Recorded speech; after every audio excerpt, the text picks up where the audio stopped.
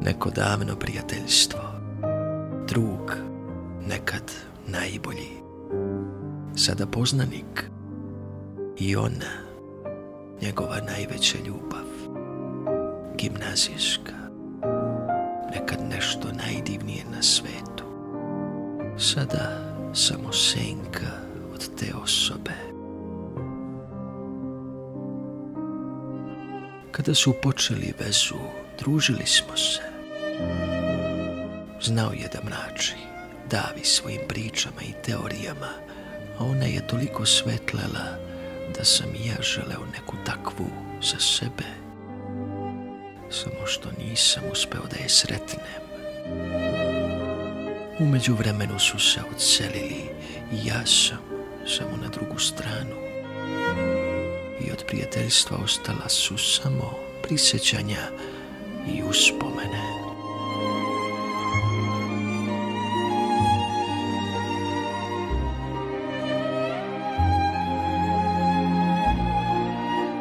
Verili su se nedavno. Gledam upravo njihove fotografije na internetu. Iako su, kada nešto toliko traje, i treba da se ozvaniči. Ali u njenim očima vidim samo tugu. Ni lepa haljina, ni lepa ona, ni lepi svi nisu mogli da prikriju njene tužne, umorne oči.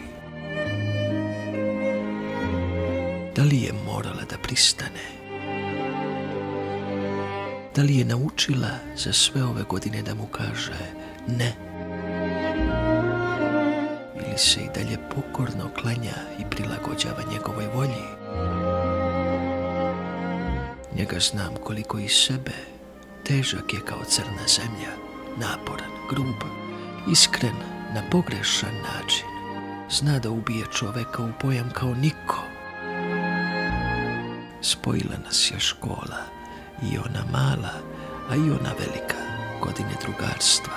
Znali smo da uletimo jedan drugome kada treba, ali smo i tada bili na suprotnim stranama.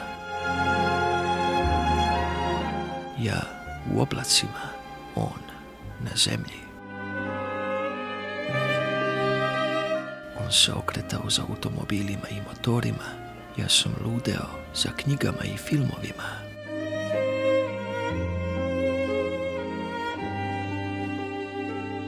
Jedne noći sam ostao nasamo sa njom. On je morao hitno do grada nešto da završi. Neočekivano mi se otvorila. Rekla mi da nema snage da ga ostavi i da on isisava iz nje ono najbolje što ima.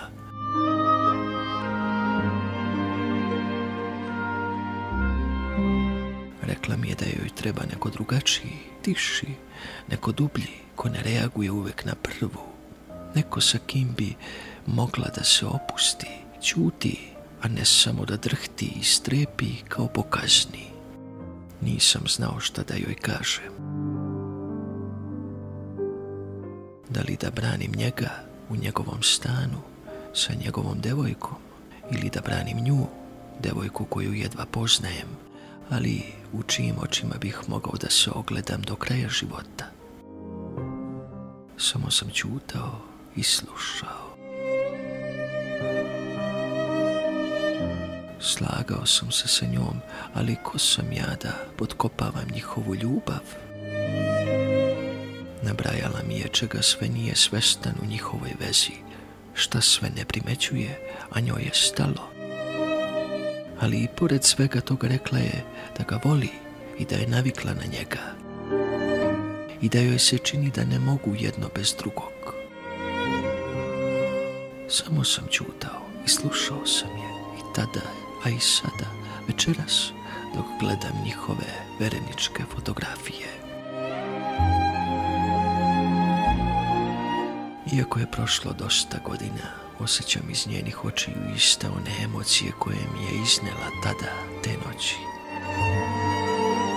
Ko zna šta bi mi sve večeras ispričala o njima? Ko zna šta joj se sve nakupilo, koliko poniženja, neprespavanih noći, koliko toga i koliko ničega. naše prijateljstvo se pretvorilo u nešto formalno, gde se osim učtivih čestitanja ne zalazi u ono lično i dublje, i čini mi se da je i takva njihova veza. Bez onog intimnog i suštinskog što njoj posebno fali. Oženio je svoju gimnazijsku ljubav. Uspelo im je. Ostale ljubavi su se odavno pozavršavale. Ne znam da li da im poželim sreću ili da njoj izjavim saučešće. A imala je tako divne oči koje su razumele i volele sve, spremne svakome da se obraduju. Gde baš da se zagledaju u njegove koje su svemu dražile manu i lošu nameru.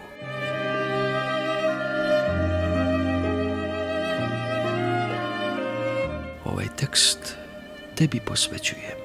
Znam da voliš da me čitaš. On baš i ne voli i nije mu jasno šta i o čemu uopšte ima da se piše. Dok si mi ti, znam, prećutna podrška i dan danas.